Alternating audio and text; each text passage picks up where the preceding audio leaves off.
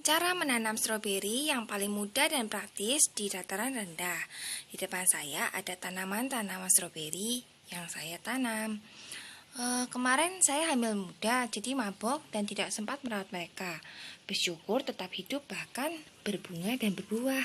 Lihat itu ada buah yang sudah matang dan yang belum matang. Berbunga itu juga berbunga juga di sini. Tapi yang ini tetap kecil. Ya karena banyak gulmanya.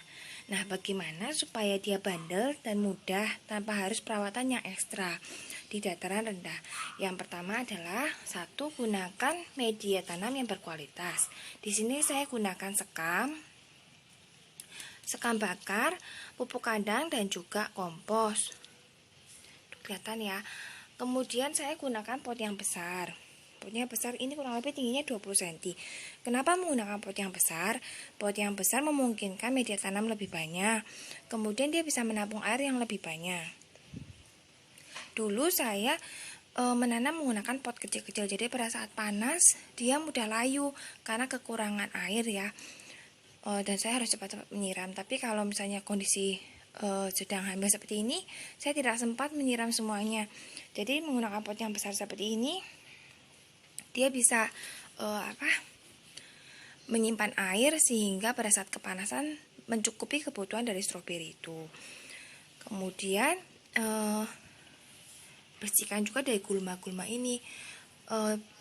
Kemarin saya keliru, media tanamnya belum saya bersihkan dari benih-benih gulma ini. Jadi gulmanya banyak sekali dan mengganggu pertumbuhan stroberi yang ini. Yang ini enggak.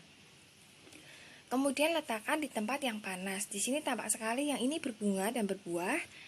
Yang ini enggak karena di sini, yang ini terletak di tempat yang agak ternaung sinar matahari. Tapi keunggulannya dia jadi cepat berkembang biak. Lihat sulurnya banyak sekali. Ini udah beberapa saya potongin sulurnya. Ini bisa dikembangkan lagi menjadi tanaman baru seperti video sebelumnya yang sudah saya upload ya. Letakkan di tempat yang sinar mataharinya full. Kemudian tips berikutnya adalah letakkan di tempat yang tinggi. Ini saya taruh di atas pagar rumah. Dengan menaruhnya di atas pagar rumah, kelembapannya cenderung rendah sehingga dia terlindung dari busuk akar. Tapi ya itu karena ditaruh di pagar, saya nggak melihat kalau sudah banyak gulmanya. Nah, sekian cara menanam stroberi yang paling mudah dan praktis di dataran rendah, yaitu saya rangkum lagi. 1, gunakan media tanam berkualitas. 2, gunakan pot yang besar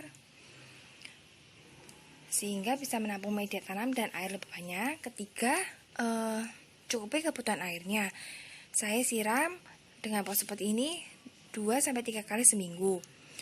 Yang 4, letakkan di tempat yang cukup sinar matahari agar dapat berbunga dan berbuah. Kemudian yang 5, letakkan di tempat yang tinggi supaya kelembapannya relatif rendah dan terhindar dari busuk akar.